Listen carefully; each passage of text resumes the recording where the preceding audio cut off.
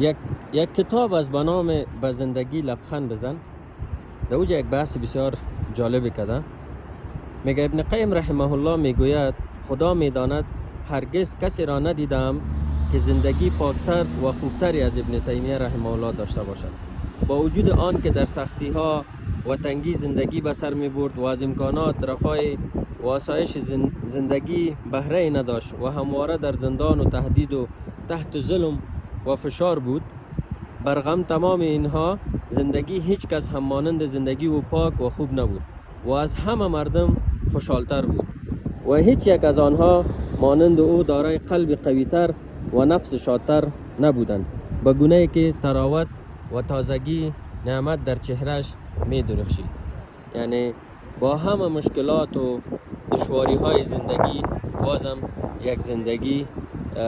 آرام داشت، یک انسان خوشبخت بود، در چهرهش همیشه می درخشید تازگی و نعمت الله متعال.